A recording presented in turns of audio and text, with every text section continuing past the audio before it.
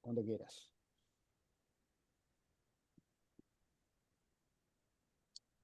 Bueno, comenzamos entonces. Adelante. Bueno, para los que no me conocen, mi nombre es Jonathan Viera, soy residente acá del Hospital de Clínica de segundo año de la Clínica Quirúrgica A. Y bueno, queremos compartir este caso con ustedes. ¿Se escucha bien? Sí, ¿Se perfecto. escucha? Perfecto, perfecto. Bien.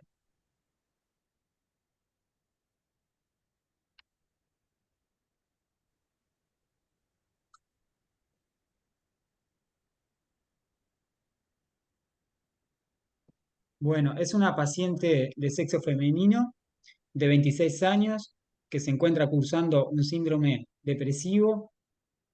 Y bueno, es una paciente que precipitada desde un cuarto piso en el contexto de un intento de autoeliminación.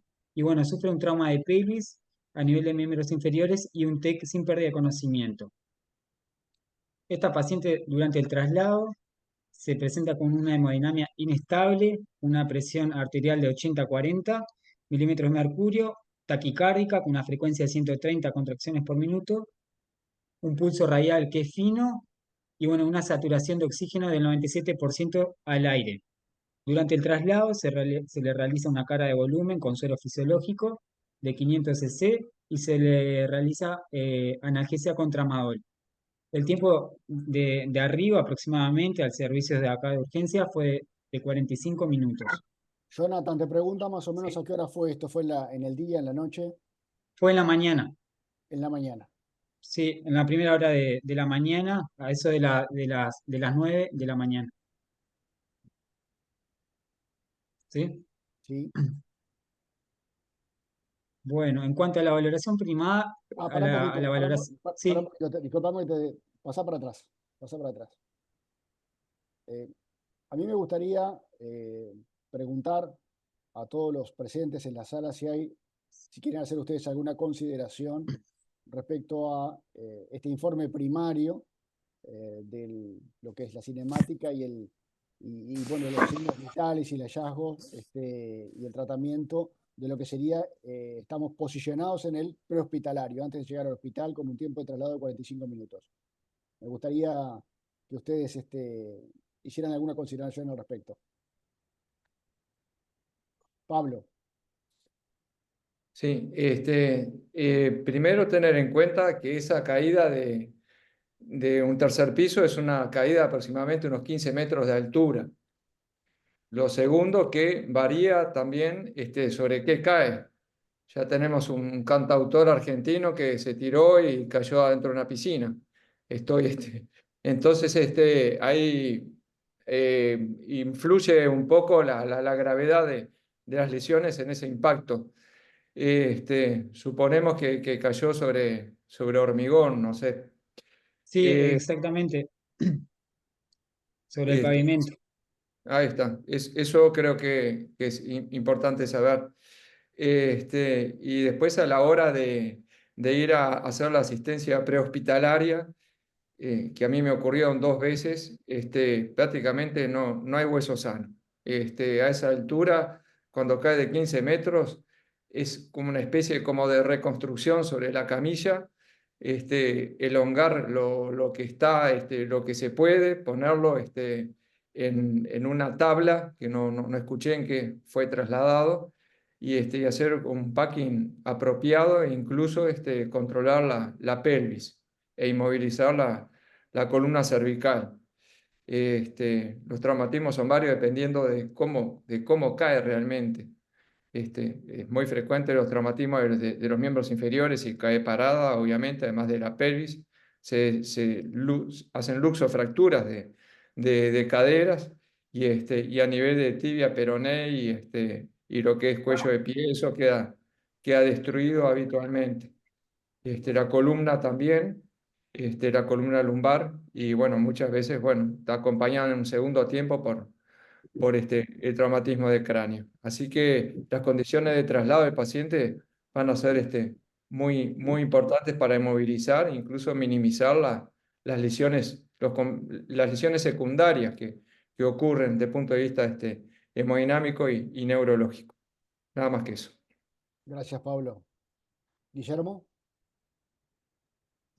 Hola, buenas tardes a todos. Bueno, muchas gracias por presentar el caso, Jonathan, excelente. Yo creo que, como bien decía recién Pablo, con semejante mecanismo de trauma y encima con un traslado de 45 minutos, ante la posibilidad de todo tipo de lesiones y de gravedad, uno trataría de aprovechar al máximo todo lo que puede llegar a ofrecer el prehospitalario, y creo que este es un caso en el cual podría tener un mayor beneficio realmente la colocación de vías endovenosas de las que se pudiera, como para iniciar una reanimación. Coincido con lo que ha mencionado en el chat y lo que me decía Pablo también con respecto a la inmovilización pélvica, pues es una paciente que tiene toda la posibilidad de tener una fractura pélvica, la alineación de los miembros, por supuesto que se vean que están con deformidades, ferulizarlos, y después creo que es muy importante en estos casos una comunicación directa, si se pudiera tener con el centro receptor, para de antemano prever la posibilidad de transfusión sanguínea. Yo creo que es una paciente que realmente tiene posibilidad de otro tipo de lesiones, entonces, bueno, en este caso uno trataría de aprovechar al máximo el tiempo. Muchas gracias. No, gracias a vos, Guillermo. Carlos. Hola, ¿qué tal? Carlos. Sí, yo coincido con eso. Yo creo que hay que recordar que acá esta persona que está en shock, además tiene un TEC, por lo tanto acá no corre la reanimación de control de daños, acá no vamos a pulso radial, sino que necesitamos mucha más presión, entonces en este caso nos quedamos un poco fuera de lo que normalmente hacemos, que es tratar de no subir tanto la presión. Acá creo que tenemos que optimizar eso, aunque entendí que no había tenido pérdida de conciencia, pero igual está el riesgo también de traumatismo raquimedular, o sea, tiene TEC más trauma raquimedular.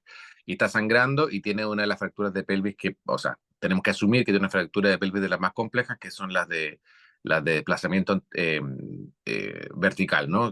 Son las más inestables y las que sangran más.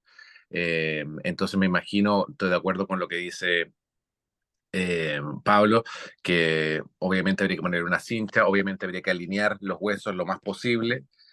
Ojalá una buena analgesia, si hubiera ketamina, entiendo que eso está medio restringido ahí.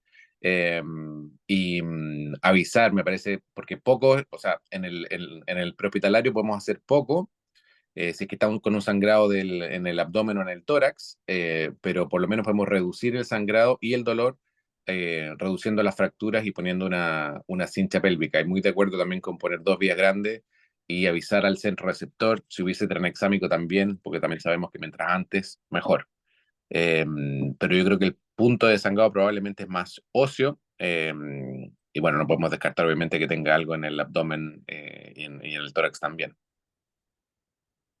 Gracias, Carlos. Daniel.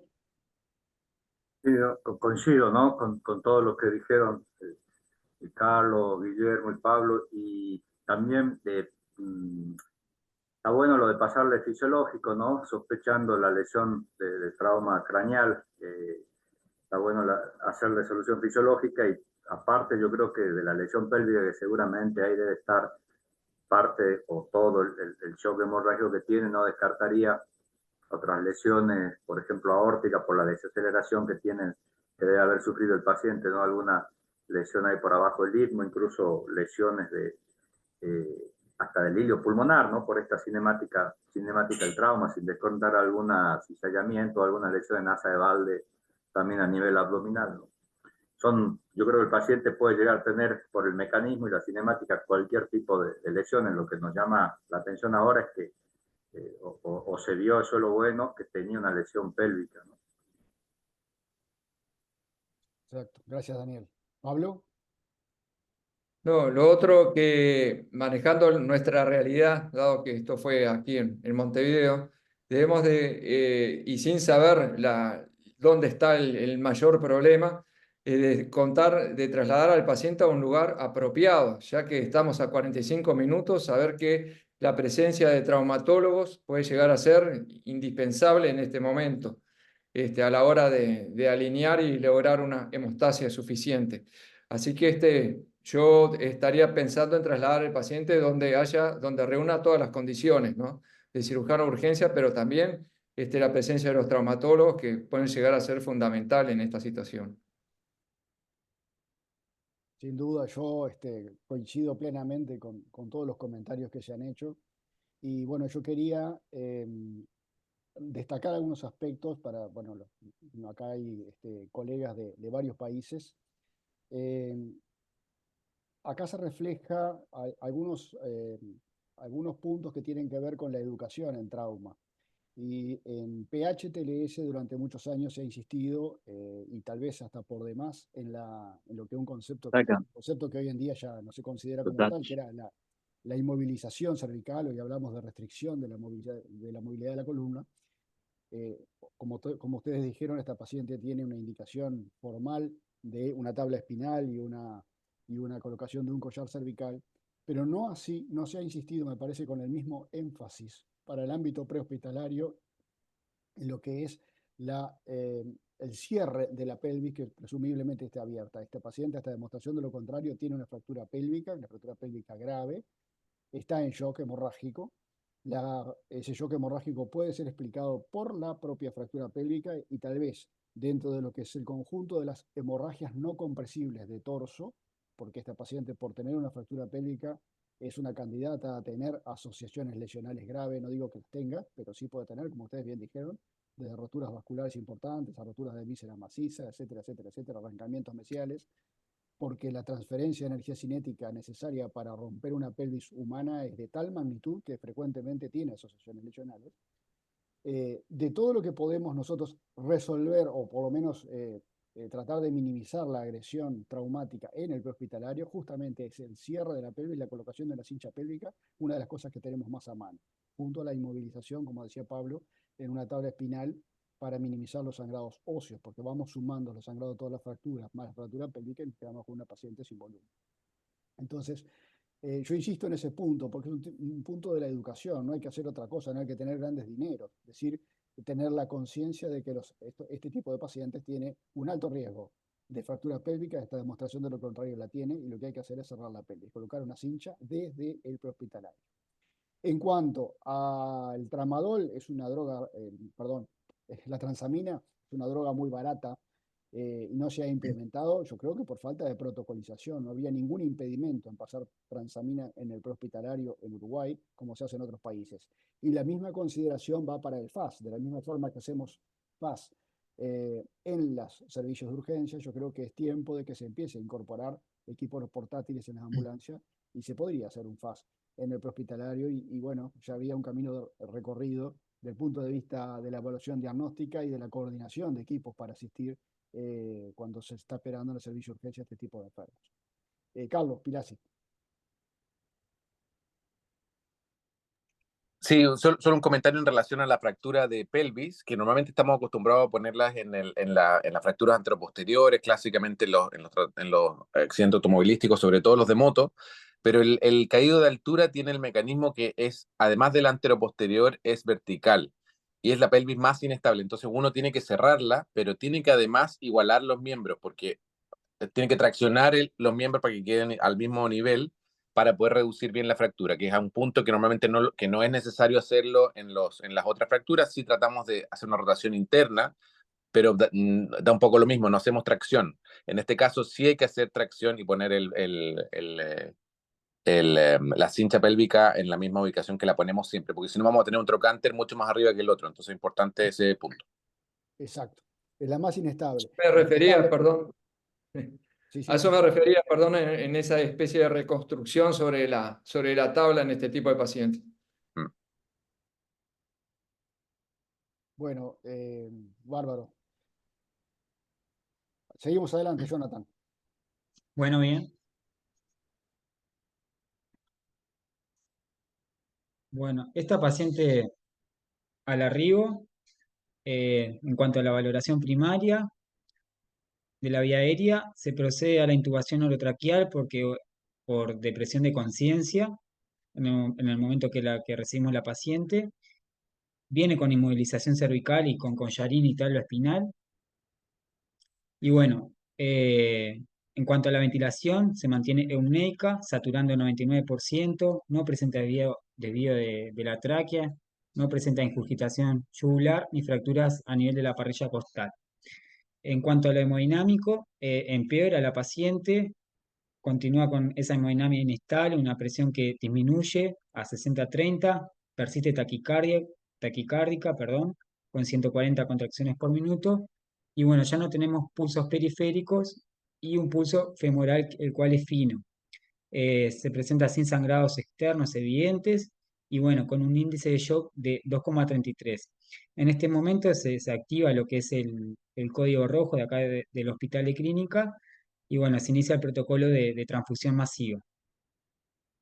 En cuanto a lo neurológico, se presenta con pupilas reactivas y simétricas y bueno, y en la exposición se evidencia un edema asimétrico a nivel genital con un acortamiento y rotación del miembro inferior derecho, con una crepitación ósea en muslo que se alinea y bueno, se realiza un tacto rectal, el cual evidencia materias al guante sin elementos patológicos y bueno, se coloca una sonda vesical que evidencia orina clara sin hematuria. Se hace un EFAS extendido a tórax, el cual es negativo. Carlos, Pilasi. Sí, em, eh, eh, o sea, quería preguntar un poco sobre la intubación, porque en los últimos años ha habido todo un cambio un poco del manejo. Sabemos que el CABC desde el punto de vista de la evaluación, y agregamos el C como evaluación y compresión de la hemorragia catastrófica, o X, le dicen algunos, bueno. Pero también en el manejo, en la evaluación primaria, cuando uno va a manejar la A, hay evidencia actual que dice que primero uno debería manejar la C. Es decir, parar todos los sitios de sangrado, optimizar al paciente y de ahí intubarlo. Entonces quería preguntar cómo fue la intubación y si hubo algún problema ahí, porque sabemos que es una vía aérea difícil, no porque sea difícil anatómicamente, sino por el punto de vista fisiológico. Es una vía aérea difícil desde el punto de vista fisiológico. Entonces quería preguntar cómo había sido eso, porque no sé, a lo mejor no se hizo en ese orden y está descrito así, Claro. pero como que preguntaría cómo, no sé, cómo se hizo esto. Bien, sí, más o menos se trabajó en simultáneo con el equipo de medicina. El equipo de medicina en realidad fue valorando lo que es la vía aérea y bueno, ya poco como había comenzado a imprimir conciencia, ellos procedieron a la intubación. Nosotros en realidad nos concentramos en lo que fue la ventilación y bueno, en este caso, ¿no? Que era el problema central, digo, la hemodinamia, buscando sitio de sangrado, que bueno, que como bien dice, lo que primero planteamos es que sea a nivel de la pelvis. Sí, Jonathan, pero la pregunta era si es que se había hecho como una reanimación antes, o sea, como C antes del A, o sea, intentar ubicar el sitio de sangrado, intentar detener lo que se podía detener en el servicio de urgencia, reanimar y optimizar el paciente para manejar la A. O Sí, se no, hizo no, con la A primero, no ellos intubaron por un lado y por otro lado y venían en paralelo. ahí va, más o menos fue en paralelo, sí, la realidad es esa. Sí. Mm. Fue más o menos en paralelo, mientras, como te decía, el equipo de medicina estaba con lo que era la vía aérea, nosotros estábamos con el tema de la pelvis. ¿Y cómo se comportó el paciente durante la intubación? No, Desde la... fue una intubación, no hubo demoras por la intubación en realidad. Lo que sí costó un poco fue la vía. Tenía una vía sola, una vía periférica sola, que bueno, que después procedieron a hacerle, se trató de hacer una central también, en varias oportunidades, que tampoco fue exitosa, para comenzar la transfusión. Y bueno, al final se pudo hacer una central a nivel femoral, pero, pero eso fue bastante dificultoso. Pero en cuanto a la vía aérea, en realidad no hubo problemas. Gracias, Jonathan. Daniel. Bien. Sí, ampliando un poco lo de Carlos, yo creo que lo que preguntaba Carlos era si después de intubarlo, durante el proceso de intubación, hubo una hipotensión o aumentó el índice de shock. Yo creo que a eso se refería Carlos, ¿no? Porque, bueno, Sí. por ahí se ve que hay ciertos pacientes que si no tratamos la C antes del momento de la intubación, se produce un cuadro de hipotensión, incluso hasta una parada cardíaca por el aumento, por el disminución del retorno sanguíneo al venoso, la presión intratorácica. Iba la pregunta de Carlos, no sé, Carlos, si es eso. Sí, efectivamente, a eso iba y por eso nombraba que la evidencia del manejo de la la C antes de la A es justamente para, no es un problema en la rapidez de la intubación ni desde el punto de vista anatómico, el problema es la fisiología de este paciente. Es un paciente que está a punto de pararse. Y este paciente a veces con una intubación de secuencia rápida puede terminar de pararse en el shock room. Entonces a veces vale la pena tomar un poco más de tiempo para la reanimación, para optimizar el paciente y que pueda tolerar una intubación con una intubación de secuencia rápida modificada, es decir, incluso reduciendo las dosis de algunos fármacos al mínimo, y con fármacos que lo más cardioestables posible. Sí, y ahí de primera elección el etomidato y no el propofol, como tantas veces se usa, además. El etomidato o la ketamina son igual. Acá, por ejemplo, se usa mucho más la ketamina que el etomidato, porque el etomidato hay algunos reportes de algún problema de supresión suprarrenal, y entonces, si bien están descritos, no necesariamente pasa, pero bueno, es una droga que acá no se usa, por ejemplo. En Estados Unidos es la primera línea, más que la ketamina muchas veces. Sí. Pablo. Tengo la impresión que esta paciente se está muriendo, que tenemos unas históricas 60 y que estamos en un lugar que, bueno, Jonathan nos va a aclarar un poco mejor la distancia entre la sala de emergencia y el bloque quirúrgico. Estamos hablando del hospital de clínicas, ¿no?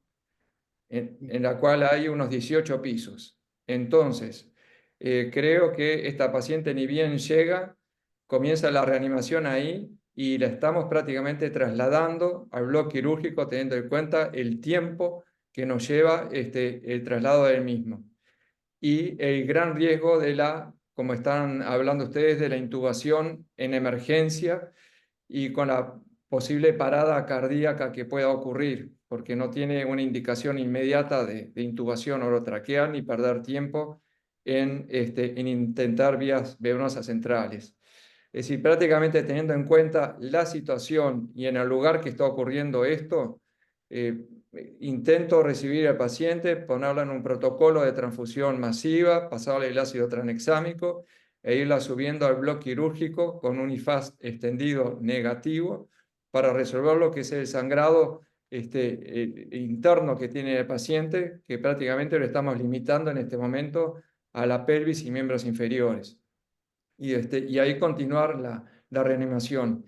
Y obviamente creo que hay que estar ahí, pero la última vía venosa central que se me ocurre hacer es a nivel femoral, porque vamos a tener que trabajar a nivel de la pelvis. Así que intentar vías venosas periféricas, protocolo de transfusión y subir lo más rápido posible, avisando al servicio de traumatología que vamos con un paciente que vamos a tener que resolver entre todos. Sí, enseguida le doy la palabra a Daniel y a Carlos. Yo quiero aclarar que en el hospital de clínicas hay, por lo menos hasta que yo estuve había, y supongo que debe seguir habiendo, la posibilidad de punción intraósea.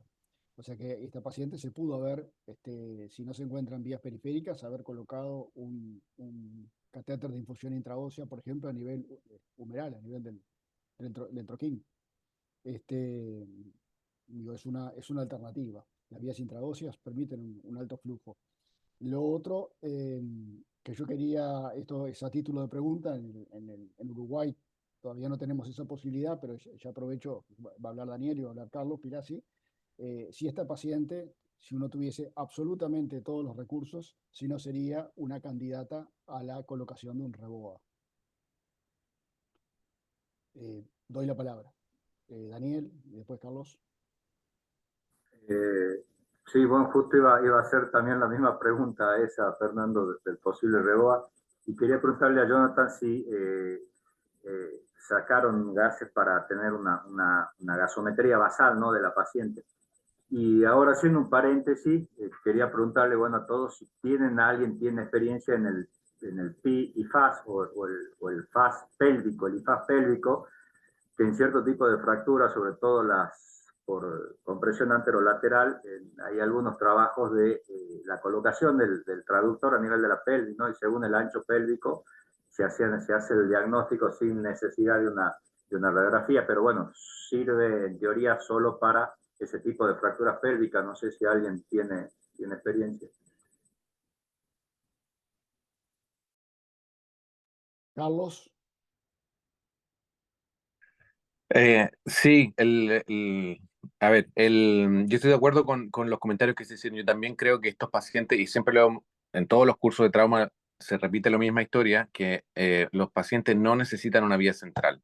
La vía central es una vía larga y por muy flaca que sea, la ley esta de la infusión se supone que nosotros necesitamos una vía corta y gruesa, no larga y gruesa. Entonces, normalmente bastaría para poder animar al paciente en la urgencia y optimizar al paciente con 2 vías gruesas en la supra diafragmática idealmente, porque este paciente tiene probablemente el sangrado en la pelvis probablemente.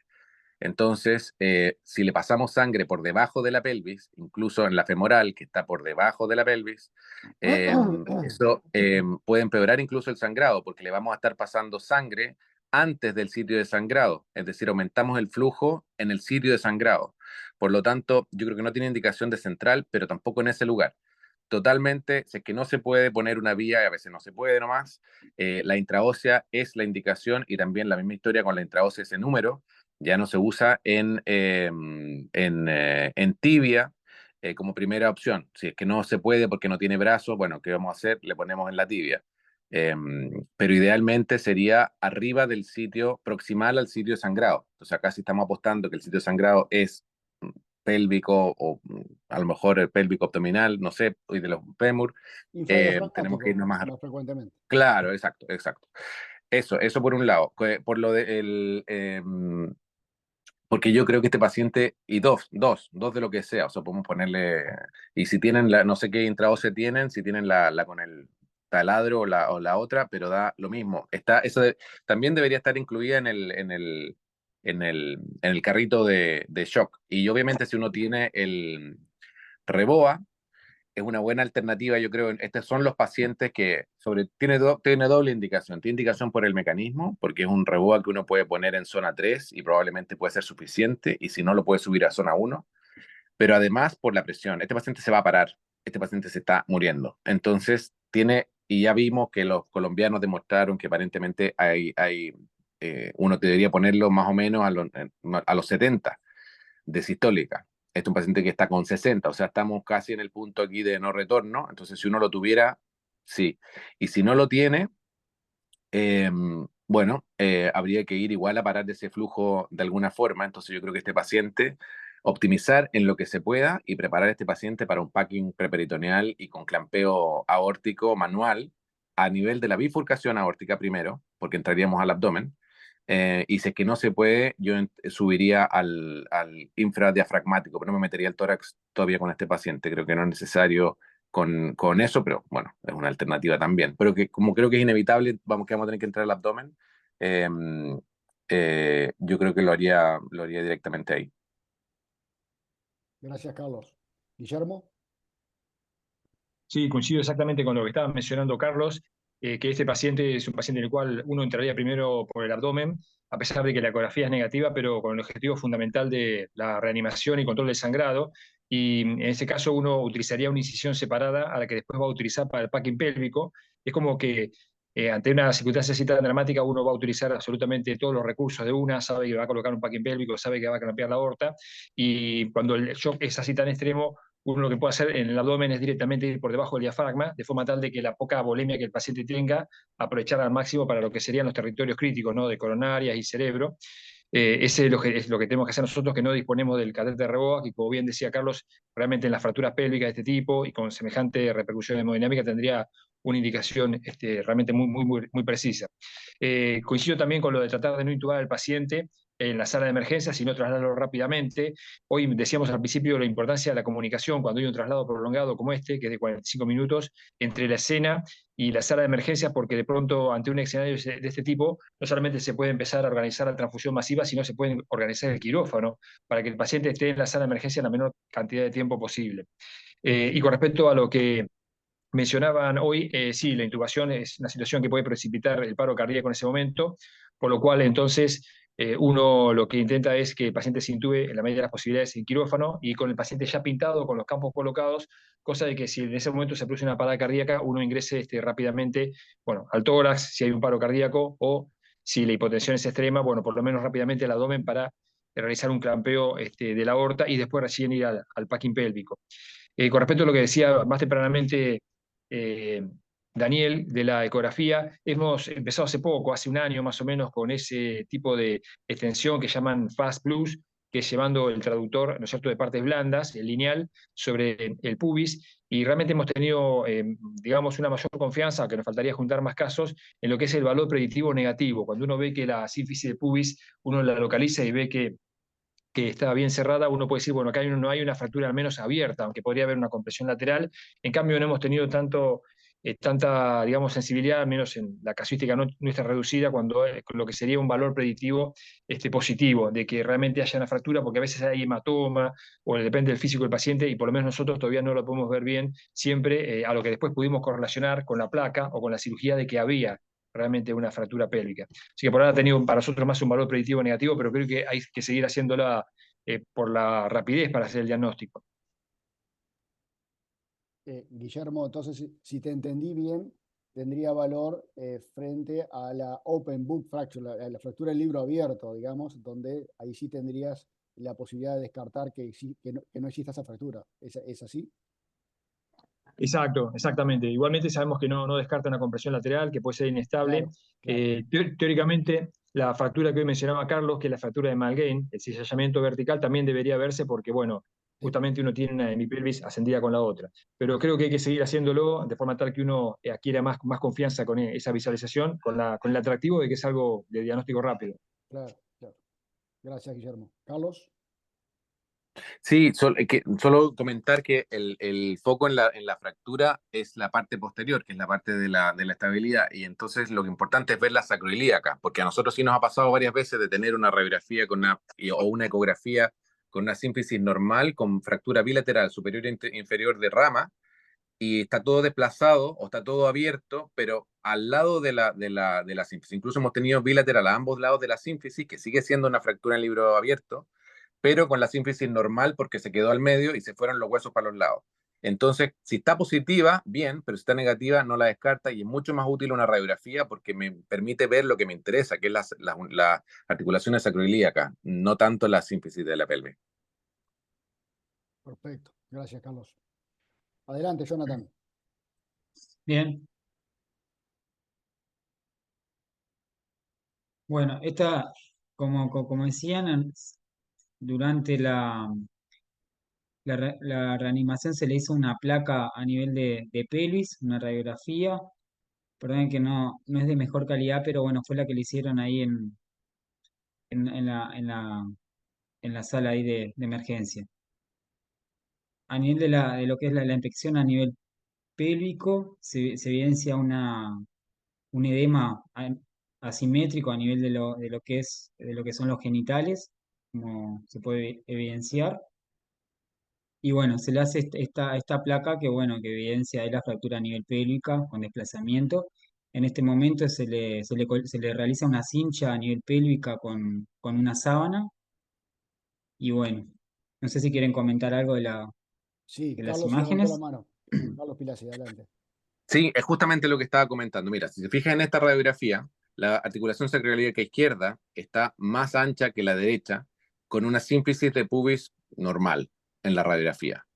Eso a lo mejor, porque la fractura no sabemos, no sé bien dónde está el rango de fractura, pero la inestabilidad que se da en la pelvis, porque está rotada además esta radiografía, no sé si está rotada por la paciente o a lo mejor el mismo mecanismo, pero lo que sí uno puede ver más o menos es que pareciera que las dos articulaciones sacroiliacas están asimétricas, con más distancia en la izquierda. Y eso es importante porque cuando uno hace el packing pélvico preperitoneal, que estaría indicado en este paciente, uno parte por la más dilatada, o sea, partiría en este caso por la izquierda, porque es la que probablemente tiene más sangrado asociado, es donde se rompieron los plexos venosos todos probablemente, pero ese es el primero. Si uno tiene que elegir uno, elige la articulación sacroiliaca que está más grande. Eso. Y lo otro que quería comentar es que en las mujeres, así como hacemos el tacto rectal, también tenemos que hacer un tacto vaginal, y no necesariamente por sangrado, sino que porque si la fractura pasa a la vagina, es una fractura expuesta, igual que la fractura que pasará al recto. Claramente, claramente. Bien. Adelante, Jonathan. Bueno, así que en suma tenemos una paciente politraumatizada grave que mantiene hemodinamia inestable, a pesar de lo que es la reposición con hemoderivados, en anemia aguda, y bueno, sin respuesta. Bueno, Eh, entonces la primera Guille- pregunta, ¿qué haría Guillermo, usted? ahí Guillermo te levantó la mano, mira. Guillermo. Sí, no, perdón, me olvidé de comentar algo de lo previo, que también lo había comentado Carlos, con respecto a que estos pacientes, por la repercusión hemodinámica extrema que tienen y que uno quiere clampear la aorta, va a realizar una laparotomía, a pesar de que la ecografía sea negativa, y la realidad es que muchas veces uno, con semejante descompensación, no es sorprendente que se encuentre con un sangrado abdominal, a veces puede ser un sangrado retroperitoneal que no se vio en la ecografía, y que ese sangrado, uno, bueno, cuando hace la laparotomía puede comenzar en realidad tratando a ese sangrado antes que la fractura pélvica en sí. Entonces, creo que la laparotomía en este paciente es inevitable. Si uno puede separar, obviamente, esa incisión de esa laparotomía, ya sea la laparotomía que estamos haciendo para ocluir la aorta o para descartar otras lesiones, si uno puede separarla de la otra incisión que vamos a hacer en hipogastrio para colocar el packing pélvico preperitoneal, sin duda que sería lo ideal, porque entonces estaríamos preservando el espacio preperitoneal, ese que le da contención a las gasas de la incisión mediana, que es intraperitoneal. Gracias, Guillermo. Daniel. Sí, yo, ya lo dijo Carlos ahí también, ¿no? Si iría a quirófano, hablaría también con traumatología para que tenga ahí, se evalúe todas las posibilidades, no vaya a ser que, necesita creo un tutor externo, se veía ahí la sacroilíaca abierta, habría que inmovilizar no solo anterior, sino también a posterior, porque sangrado me parece que también vendría algo de atrás, aparte de la fractura que tiene de la rama ascendente ahí en el pubis. Pero subiría de última con traumatología, no sé que nosotros podamos inmovilizar esa pelvis, ¿no? E ingresaría a ver también primero abdomen, a ver que no haya víscera hueca o maciza rota, ¿no? Y ahí me iría a la pelvis. Y se puede, como decía Guillermo, con 2 incisiones, en lo posible. No sé el tamaño de la paciente también, porque por ahí en pacientes brevilíneos cuesta un poco hacer las 2 incisiones separadas, pero en lo posible estaría bueno hacerlo. Perfecto, gracias, Daniel. Carlos. Sí, yo creo que un poco depende cómo está el paciente para ver con qué vamos a empezar. El ideal sería empezar con el packing pélvico extraperitoneal, es decir, con una incisión baja, sin entrar al peritoneo, sacar el coágulo, poner los packing desde el lado izquierdo primero, ir a central y después del otro lado. Pero si el paciente va a peor, entonces eso lo dejamos para un segundo momento, hacemos la laparotomía media, supra, infra, hacemos compresión primero de la bifurcación, a menos que esté en paro, que nos vamos al tórax directo, pero si no, yo partiría porque el punto de sangrado que tenemos es la pelvis, no tenemos otro, entonces probablemente así además evitamos isquemizar más todavía riñones, hígado e intestino, entonces lo haría en la bifurcación, y si no anda con eso, nos subimos un poco más al infradiafragmático. Entonces, como que para tener un plan de con qué vamos a partir, porque a lo mejor decimos, bueno, vamos a partir con el packing y la señora hasta que se para, bueno, entonces cambio de planes, vamos a lo otro primero y cuando tengamos paciente hacemos el packing. Perfecto, gracias, Carlos. Bueno, Jonathan, contanos qué hicieron. Bueno, bien. Estas serían las opciones: manejo no operatorio, realizar una tomografía, un body tag, ir por la exploración quirúrgica o la angioembolización. Y bueno, nosotros optamos por el tratamiento quirúrgico de emergencia. Como decían, el bloque acá está en el piso 17, o sea, son 17 pisos desde la emergencia. En realidad la emergencia está en el subsuelo, así que sería un piso más. Eh, y bueno, subimos la paciente mientras continuaba con la reposición a bloque quirúrgico. También se comunicó al equipo de traumatología. Y bueno, se hizo un abordaje a nivel de la región pélvica, una pequeña mediana suprapúbica, y se hizo un abordaje, digamos, extraperitoneal, rebatiendo todo lo que lo que es la bolsa peritoneal hacia el sentido cefálico. Y bueno, ahí se constató abundante sangrado, un sangrado más bien que impresionaba venoso, coágulos. Y bueno, procedimos a realizar un packing. Se hizo un packing con 9 compresas en total por delante de lo que fue de la región sacra y por detrás de los espacios de Bogros y Retsus. Después, con eso ya mejoró lo que fue se mantuvo ahí hemodinámicamente estable, y se procedió a realizar también una laparotomía exploradora mediante una mediana indiferente supraumbilical.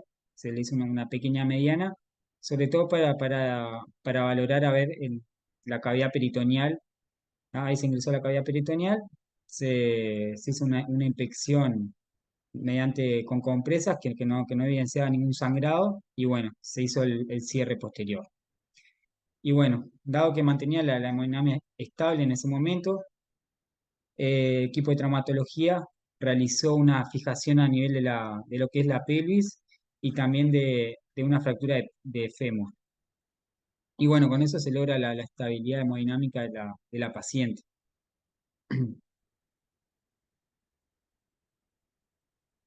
Estas son las imágenes. Esta es la mediana que hicimos por donde hicimos el packing, suprapúbica. Y bueno, se colocaron las 9 compresas, como ya mencioné, y está la mediana indiferente supraumbilical, sobre todo para descartar y quedarnos tranquilos de que no tuviese un sangrado peritoneal.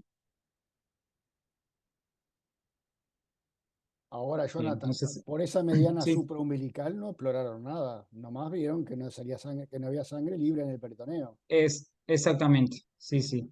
No exploraron, no pudieron ver nada No, más. no se exploró. En realidad lo único que hicimos fue se le puso una gasa solamente como para quedarnos tranquilos de que no venía, que no, de que vino limpia y nada más. Bien, Daniel, Sí, le pregunté sobre el retroperitoneo porque hay veces que estos mecanismos de lesión por desaceleración también rompe venas o arterias lumbares, ¿no? Produce como un desgarro en ciertos tipos de lesiones, en ciertas, las lumbares principalmente, generalmente de las venas lumbares. Por eso le pregunto si pudieron ver algo del retroperitoneo como para irse tranquilo de que no había nada ahí atrás. O incluso por el mecanismo, puede haber tenido también una lesión renal, varias cositas que por ahí se nos pueden haber pasado, a no ser que después lo hubiesen llevado al tomógrafo, no sé, pero me quedo medio un poco intranquilo cerrarlo, ¿no? Sin haber visto todo el resto del abdomen. sí, sí, creo que estamos todos de acuerdo acá en el chat, todo el mundo dice exactamente lo mismo. Carlos Pilasi, Sí, o sea, este paciente tiene indicación de laparotomía, no de laparoscopía ni de mini laparotomía, porque justamente el 90% de los pacientes con fractura de pelvis grave tiene otras lesiones asociadas. Y las lesiones, hay una desaceleración gigante acá. Y la desaceleración generalmente pasa en los puntos que están fijos. Entonces acá puede haber no estamos buscando necesariamente sangre, si ya tenemos el punto de sangrado, sobre todo con un paciente que se empieza a estabilizar con lo que hicimos. Pero acá puede tener una zona amplia de vitalización de intestino, puede tener un desgarro del mesenterio completo, puede tener otras zonas a lo mejor que no estamos viendo que van a tener, que van a producir un problema adelante. Y entonces, sobre todo hacer una cosa chica que da una falsa sensación de como que vimos el abdomen no tiene nada más, la verdad que no es así. Este paciente, todos los pacientes que están graves con fractura de pelvis necesitan ir a una laparotomía asociada por la alta asociación con otras lesiones intraabdominales y que podemos resolver en ese momento. Las del tórax, no, esas las podemos ver con el angiotac que hay que hacerle a esta señora después igual. sin duda, si Jonathan, como ¿Sí? sos el residente, obviamente no tomas las decisiones, pero es bueno como concepto para llevarlo, ¿no?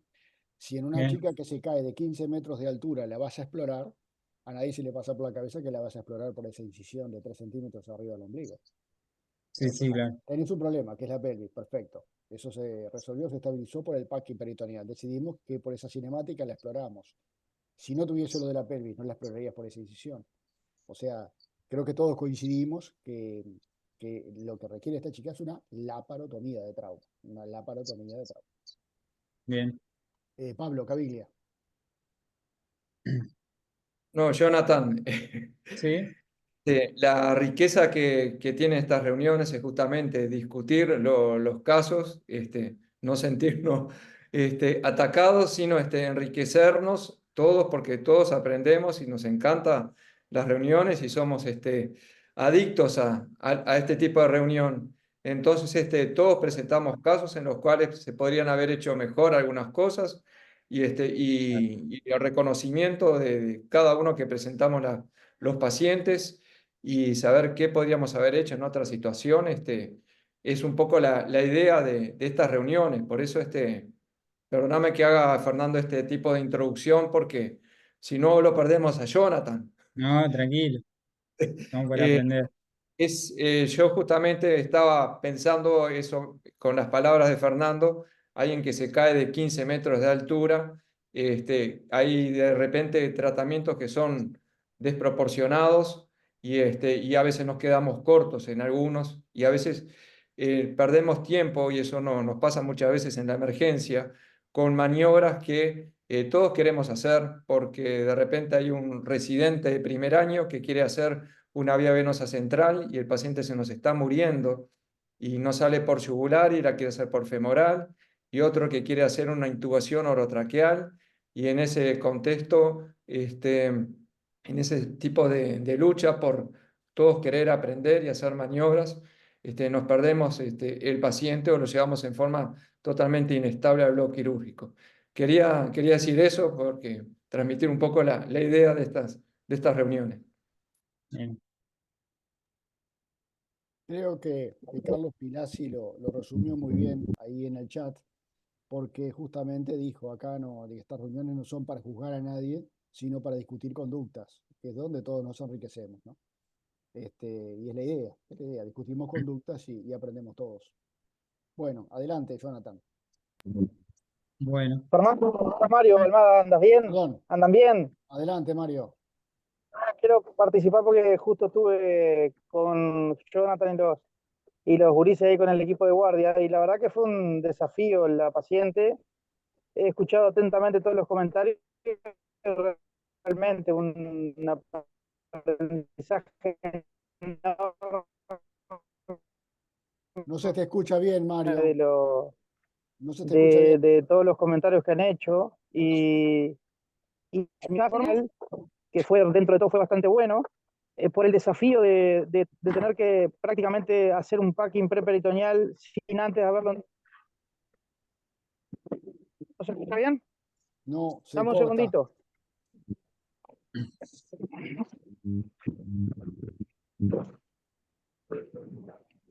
Dame un segundito, Fernando, que ya capaz que no tengo buena antena. Ahí se escucha mejor. Ahora se está escuchando mejor. ¿Sí? No, les contaba de que muchísimas gracias por los comentarios, porque digo, realmente un aprendizaje continuo, todo lo que han dicho hasta ahora. Uno se queda conforme, digamos, con el resultado de la paciente, pero la verdad que el manejo a veces se hace bastante difícil en la urgencia y sobre todo por dos desafíos, ¿no? Sobre todo la definición de realizar un packing preperitoneal que mi experiencia era nula, digamos, en hacer el procedimiento, o sea que tuve que prácticamente entrenarlo y debutar con esta paciente para hacer un packing preperitoneal, que técnicamente me pareció una excelente medida viéndolo con el diario del lunes. Y la verdad, les voy a decir la verdad, ahora ya me queda claro que había que hacer una laparotomía de entrada, pero inclusive con un ecofast negativo, completamente negativo, lo único que me llevó a hacer esa mínima incisión supraumbilical fue el hecho de que, bueno, la desconfianza en realidad de que el ecofast hecho en nuestras manos realmente fuera efectivo. Ahora con el concepto que ustedes están manejando de cinemática, no me queda ninguna duda de que estoy 100% de acuerdo de que había que haberla explorado y mirado el resto de la cavidad abdominal para quedarnos 100% tranquilos. En el momento, viendo que con el packing preperitoneal la paciente se estabilizaba, optamos por esa opción mínima, que a decir verdad fue tocar los 4 cuadrantes del abdomen con una gasa montada y nada más. Gracias, Mario. Gracias, Mario. Siempre es bueno escuchar la vivencia de quien está ahí. Graciela Mazola. No, yo había puesto en el chat porque es una mera curiosidad nada más, pero Jonathan, la central, cuando intentaron hacer la central, la alta, ¿la hicieron bajo eco o no utilizaban el ecógrafo? Sí, fue como, se intentó bajo eco, pero no, No se se... trató en varias oportunidades, no se pudo, pero fue bajo eco. Vladimir Tobar, Hola, ¿cómo anda Vladimir? bien, acá andamos. Está muy bueno el caso. La verdad es que a mí nunca me ha tocado hacer un packing preperitoneal, así que cada vez que hay una de estas reuniones lo veo con harto susto y con harta curiosidad en realidad. Eh, yo quiero recalcar dos cosas que vi y porque me pasaron personalmente. Lo primero, lo que decía el doctor Pilasi, que estabilizar al paciente antes de intubar. Me pasó dos veces en que el urgenciólogo fue muy agresivo y me paró al paciente solamente con las drogas y con intentar intubarlo en un minuto que venía todavía descompensado. Me tocó en una hacer una toracotomía de reanimación que no funcionó. Bueno, en otro tuvimos un poco más de suerte, así que soy un convencido, pero aprendí por las malas que al paciente hay que reponerle un poquito antes de intentar la intubación y por mala experiencia propia, digamos. Eh, eso por un lado, y por el otro, yo la verdad que igual estoy de acuerdo con que la laparotomía debió haber sido amplia, pero ya con lo que hicieron y con tomar la decisión tan rápido y no perder tiempo, le salvaron la vida al paciente y bueno, el resto es aprendizaje nada más. Así que igual felicidades al equipo tratante. Eso. Gracias, Vladimir. Jonathan, adelante. Bien, bueno, dado que había, o sea, que había mejorado, o por lo menos se mantenía hemodinámicamente estable, se llevó la paciente al tomógrafo como para realizar una valoración secundaria. Les paso a mostrar la tomografía.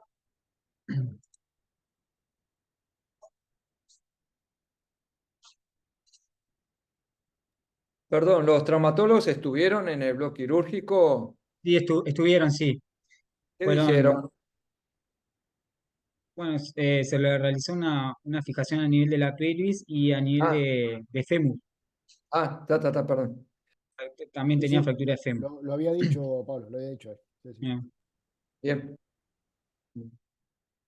Bueno, a nivel de cráneo estaba todo bien, a nivel de columna cervical también, a nivel de tórax también sin lesiones, no tenía elementos de hemo ni hemoperitoneo, grandes vasos tampoco.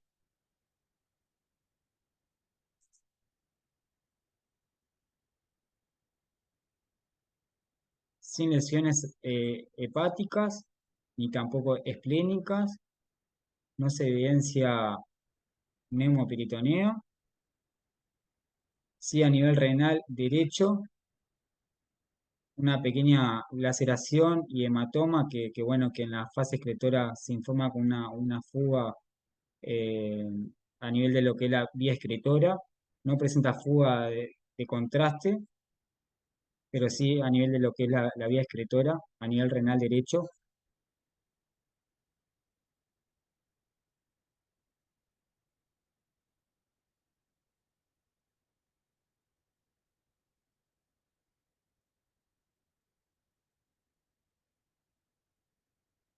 Y bueno, después se evidencian las compresas y las múltiples fracturas a nivel de lo que es la pelvis.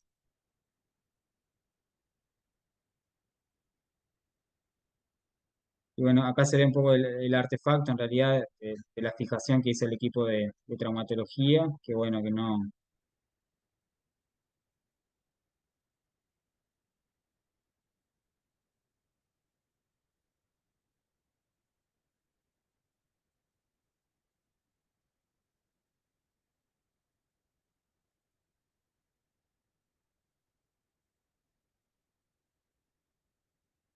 Bueno,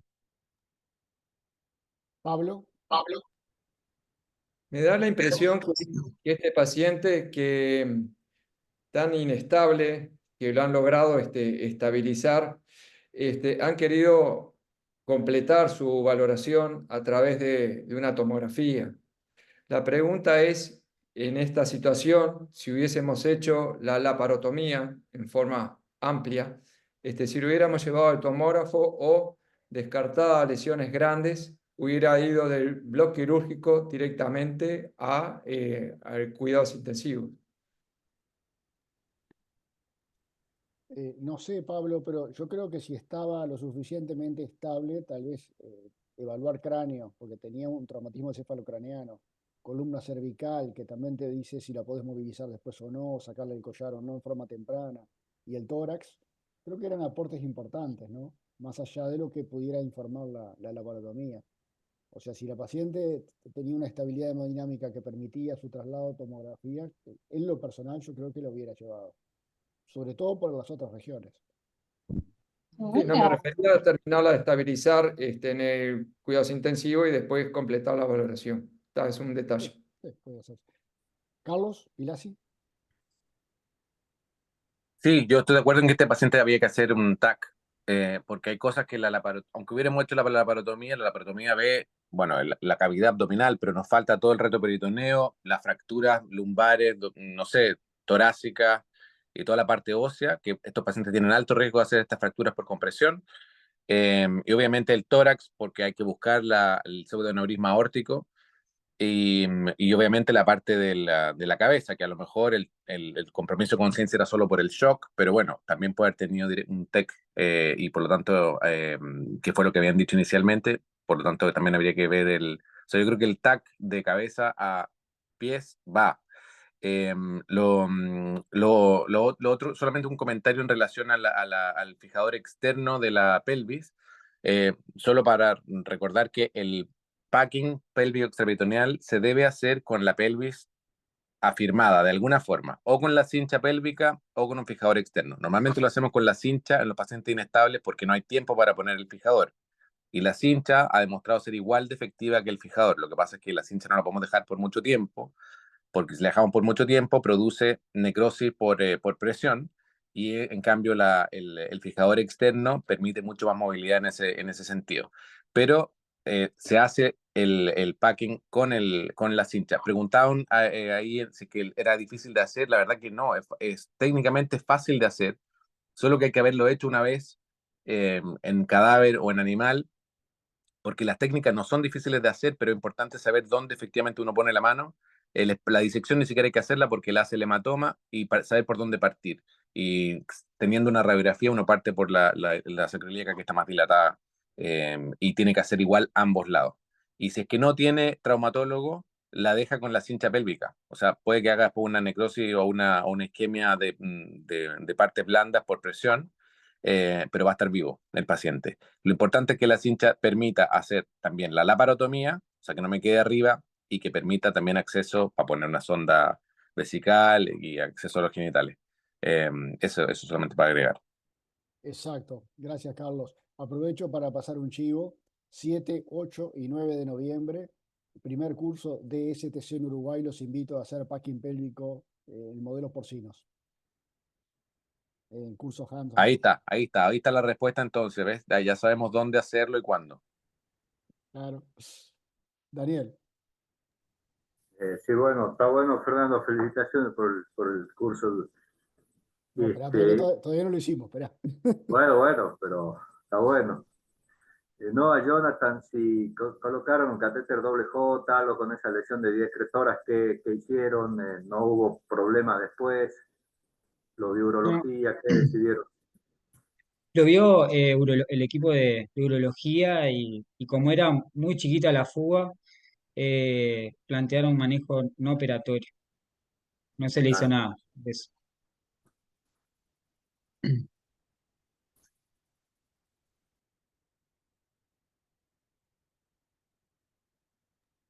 Adelante, Bien. Jonathan.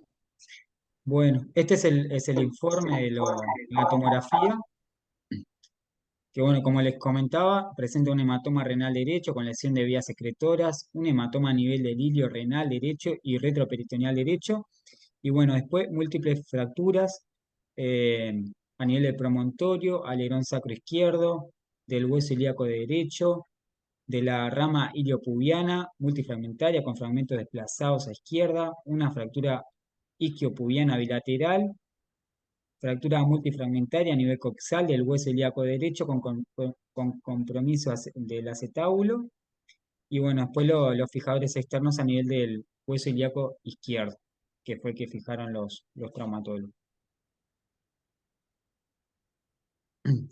Bueno, en cuanto a la evolución de la paciente, ingresa a CTI con la hemodinamia estable y bueno, a las 48 horas presenta una trombosis de lo que es la vena ilíaca externa izquierda, asociando un síndrome compartimental.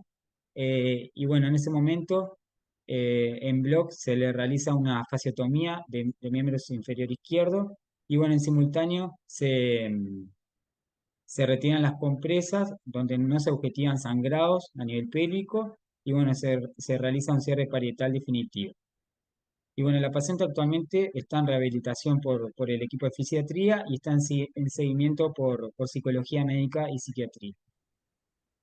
Te interrumpo un segundo, Jonathan. Sí. Carlos. Sí, solamente agregar que en estos pacientes que tienen tantas lesiones, sobre todo los caídos de altura, que tienen tanta lesión muscular, tienden a hacer también lesión renal por rhabdomiolisis. Entonces, Claro. sí, exacto. Entonces estos pacientes es algo que uno activamente tiene que ir a mirar y mantener una diuresis por sobre 1, entre 1 y 2. Normalmente uno se acepta 0,5 a 1 en adultos, en estos pacientes va para arriba. Porque, y si fuera necesario, incluso podemos alcalinizar un poco la orina, si es que necesitamos forzar un poco. En los pacientes que demostramos que que haya tenido mioglobinuria, pero es importante ir a buscarla dirigidamente.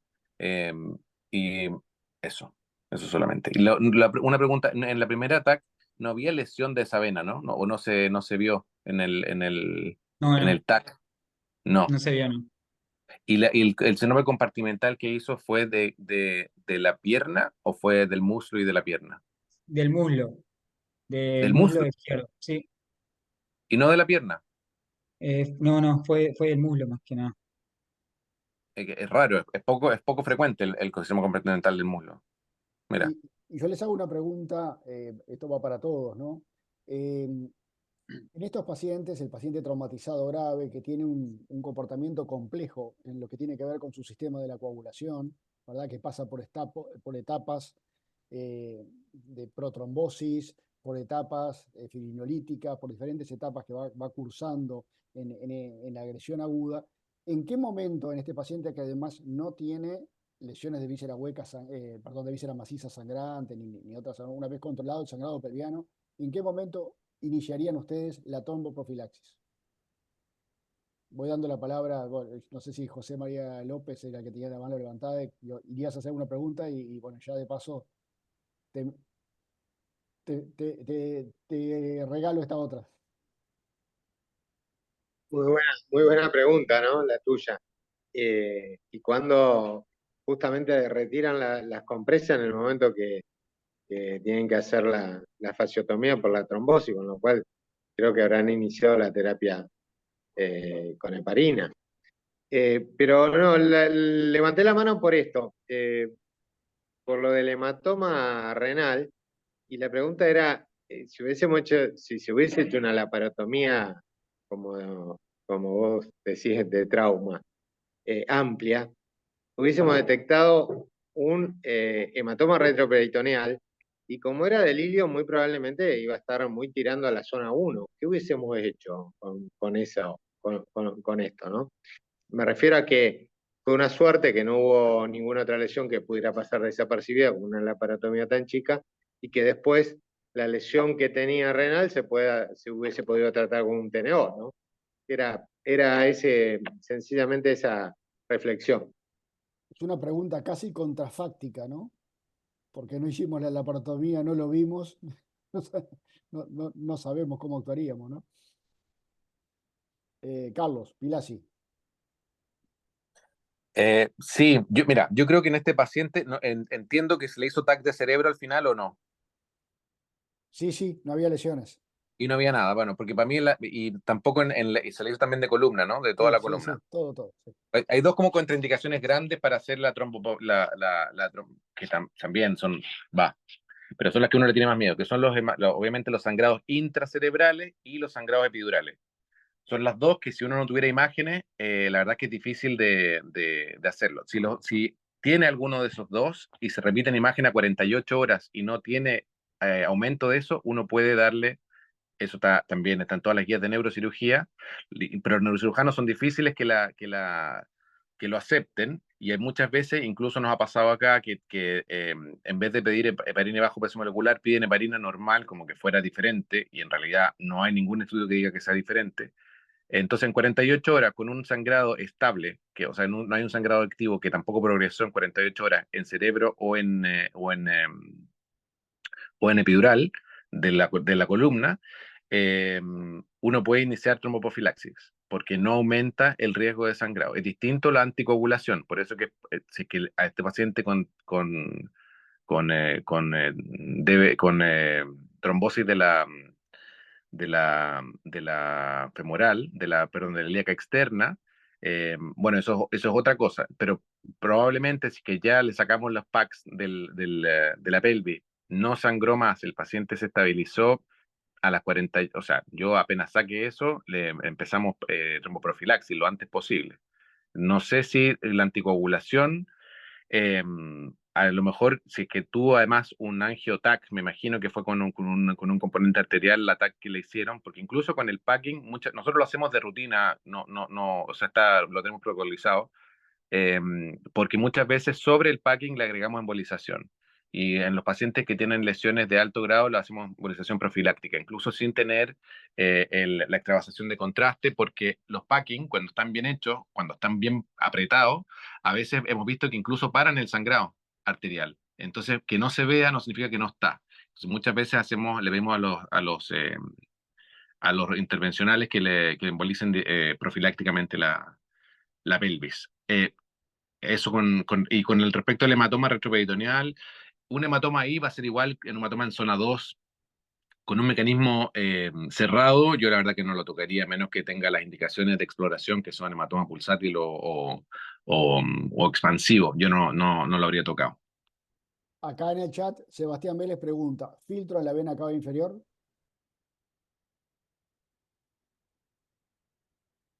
Daniel. Sí, iba a decir más o menos lo que dijo Carlos y diferenciar, ¿no?, la tromboprofilaxis de la anticoagulación en este paciente, porque a las 24 o 48 horas se puede iniciar la tromboprofilaxis, incluso medidas, por supuesto, farmacológicas y mecánicas, con vendas elásticas y una serie de medidas que también disminuyen la posibilidad de una trombosis.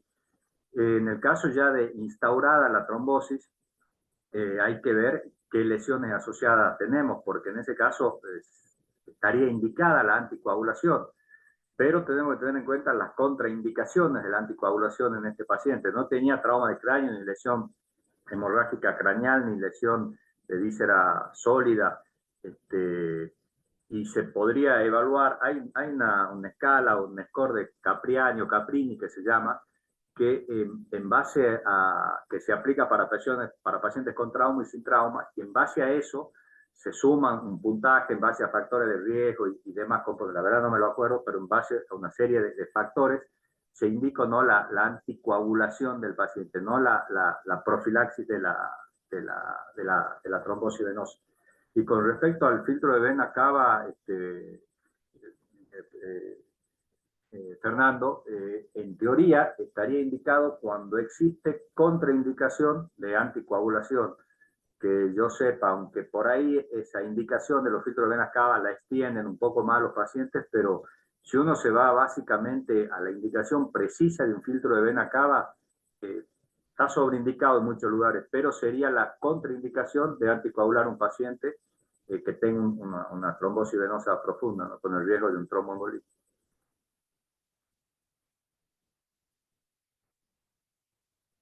Gracias, Daniel. Adelante, Jonathan.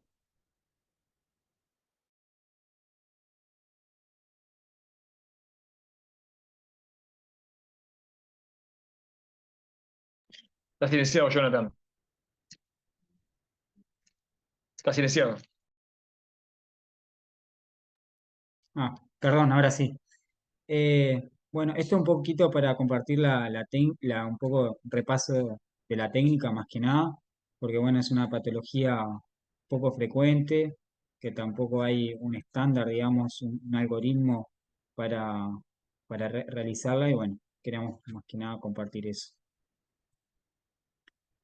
Bueno, la posición del paciente en decúbito dorsal, el cirujano a la derecha del paciente, el primer ayudante a la izquierda, como dijimos, una pequeña mediana suprapúbica y bueno, entrar a lo que es el espacio extraperitoneal, rebatiendo la bolsa peritoneal sin abrirla. Colocación, ¿no? Si evidenciamos, bueno, el sangrado, la colocación de compresas, sobre todo en el sector presacro y en los laterales. Y bueno, después lo otro que estaba mirando es el tema de la sonda vesical, que podría estar, no estaría indicada, sino que acá habla un poco de colocar una sonda Foley a nivel de, o sea, una vez realizado el abordaje a través por la vejiga, digamos, sacar una sonda Foley, ¿no? Porque aparentemente en el trauma pélvico estaría contraindicado la colocación de la sonda vesical. Eso, bueno, no sé, después, si quieren, lo discutimos a ver qué les parece. La fijación de lo que es la pelvis, que eso, bueno, es lo que va a ayudar a detener el sangrado también, junto con el packing. Y bueno, el otro que decían, también este abordaje permite realizar una laparotomía exploradora eventualmente, que bueno, que se pudo haber realizado en esta paciente. Y bueno, estas son las conclusiones, que bueno, como conclusiones, la fractura de pelvis con inestabilidad hemodinámica sigue siendo actualmente un desafío importante en su tratamiento en términos de mortalidad y morbilidad. La reducción y estabilización del anillo pélvico ha dado como resultado de la hemostasis espontánea el sangrado retroperitoneal al disminuir el volumen pélvico y ejercer un efecto de autotaponamiento. Ha demostrado la disminución de la transfusión de sangre en las 24 horas posteriores. Y bueno, el packing seguido de una angiografía puede representar una estrategia de tratamiento en pacientes hemodinámicamente inestables con fracturas pélvicas. Bueno, acá damos por terminado en realidad lo que es mi presentación, así que bueno, no sé si estamos abiertos a la discusión. Gracias, Jonathan. Daniel. Sí, con respecto un poquito, ampliando lo de la técnica, la forma en que uno coloca las compresas creo que también es importante. No es el hecho de meter las compresas, sino por ahí tan bueno, por lo menos lo hago yo, ¿no? Lo he visto, lo aprendí así, a hacer como unos rectángulos de las compresas y hacer como un anillo alrededor de toda la pelvis, ir poniendo una compresita al lado de la otra, no sé si se entiende. Bien pegada al hueso, pero no meter la compresa de cualquier manera, sino por lo menos yo la hago así, no sé, hago un rectángulo y se van colocando una tras otra en fila alrededor del anillo. Sí, yo la técnica que aprendí es ir colocándola desde lateral, Claro. estás por el recto, el bourios, y llegás lo más posterior que puedas a la articulación sacroilíaca y comenzar desde arriba hacia abajo, presionando la articulación sacroilíaca y de atrás hacia adelante. O sea, bien desde posterior hacia la superficie, ¿no? Desde la profundidad de la superficie, comenzando taponando la articulación sacroilíaca, procurando taponar todas esas venas. Carlos Pilar, si te mandé equivocado a vos, pero después lo mandé para todo el grupo, que era la idea, una copia de un trabajo español donde está precisamente lo que vos decías, Daniel, la escala de Capelli, para compartirlo. Ahí está, pensé que me lo había mandado el Pablo Cantileno. No, fui yo, estoy con la sala de Pablo, pero lo quise mandar a todo el grupo, ahora lo compartí a todo el grupo. Adelante, Ahí, Carlos. perfecto. No, yo hago también así, lo pongo. Lo importante es que el operador tiene que estar en el lado opuesto del lado que se está haciendo. O sea, si uno está al lado derecho, hace el packing del lado izquierdo del paciente y al revés, porque uno tiene que empujar con fuerza. Este packing no es como el packing del hígado. El packing del hígado uno pone las compresas sin mucha presión y basta con mantener la posición del hígado y basta. Acá es una cosa que funciona a presión, es aumentar la presión del espacio entre el peritoneo y el hueso para que no sangre. Y por eso porque sabemos que el 85% de las fracturas son venosas y óseas, el sangrado de las fracturas de pelvis. Y uno lo pone como con mucha presión. Yo las pongo en punta, o sea, agarro con una fester, con uno de estos que son no sé cómo le dicen ahí, que son como anillos en la punta. ¿Sí? Sí, Faster, sí. Y la primera va en la articulación sacroiliaca que esté más dilatada, y si no sabemos, bueno, da lo mismo en la que está opuesta al lado donde estamos parados, y nos vamos avanzando hasta que finalmente llegamos al pubis. Normalmente son 3 o 4 por lado, más o menos. Y después el operador del otro lado, y si no hay, uno se tiene que cambiar de lado para hacer el lado opuesto, y subirse arriba de un pisito o de algo, porque tiene que poner todo el peso del cuerpo para apretar. Este packing es como a lo bestia, no es el de hígado, que es como más delicado, más fino. Este es al animal, así fuerte, porque tenemos que parar ese sangrado aumentando la presión ahí. Eso por un lado. Y lo otro, el packing no necesariamente significa un catéter suprapúbico. El paciente, sobre todo mujer, probablemente no tiene lesión de uretra. Hombre, si hubiese sido el mismo, pero hombre, asegurado tiene lesión de uretra porque la uretra no va a aguantar, la uretra membranosa no va a aguantar y se va sin duda. Si es que no está totalmente seccionado, uno puede hacer un paso con una Foley y si con eso llega a la vejiga está bien drenada, perfecto. Y si no, tendría que hacerle el catéter suprapúbico, pero ojalá de evitarlo, porque este paciente va a necesitar cirugía de pelvis, va a necesitar una fijación probablemente con placas de metal, y generalmente tener un catéter suprapúbico interfiere. Bueno, si no se puede, porque tiene seccionada la uretra, no queda otra alternativa, pero si uno puede intentar otro método antes, es ideal porque le va a mantener un campo más limpio. Y lo otro, cuando uno hace un packing, importante en nuestros pacientes graves, no me sirve medir la presión intraabdominal con el catéter vesical, porque va a estar la vejiga aplastada por los packs, y entonces no me va a dar una medición falsa. Exacto, exacto. Gracias, Carlos. Guillermo. No, bueno, felicitarlo a Jonathan por la presentación, muy bueno el caso, la resolución, la verdad que bueno, una alegría que de pronto se pudo solucionar, se pudo manejar así una paciente muy grave, y creo que sobre todo en estos lados, ¿no? En lo que es Sudamérica, a fuerza y a golpes de no contar con los recursos, nosotros no tenemos en nuestro país prácticamente muy pocos lados, uno de los pocos lados es el hospital donde trabaja Sebastián Vélez, y Maximiliano Titarelli, el Hospital de Urgencia de Córdoba, son las pocas excepciones que hay de tener angioembolización de emergencia. No tenemos catéter reboa tampoco en la gran mayoría de los hospitales públicos argentinos, entonces a fuerza de eso uno ya tiene, más allá de la gravedad del paciente, ya tiene bastante claro todo lo que se puede hacer y lo hace. Y como decimos, ponemos toda la carne en el asador. Cuando un paciente ingresa, como ingresó esta paciente, uno agota todos los recursos porque estos pacientes dan solo una pequeña ventana terapéutica de posibilidades, y entonces uno va al packing pélvico y uno está preparado para ocluir la aorta también al nivel que haga falta, y de esa forma, bueno, tratar de que el paciente pueda sobrevivir. La única diferencia a veces ha sido en la experiencia nuestra si colocar el packing o antes de la fijación, o a veces se ha hecho la fijación antes del packing. Lo cierto es que los dos procedimientos son importantes porque uno coloca el packing con mucha presión, como decía Carlos, lo cual a veces puede abrir un poco la pelvis, y la fijación ósea justamente lo que intenta es darle estabilidad, por lo cual yo creo que lo ideal es poder hacer las dos cuestiones. A veces el traumatólogo tiene alguna duda cuando se encuentra con una fractura muy anómala, no, muy anárquica, que no es solamente una pelvis abierta, sino que es una de tipo 2, de compresión lateral con fracturas múltiples.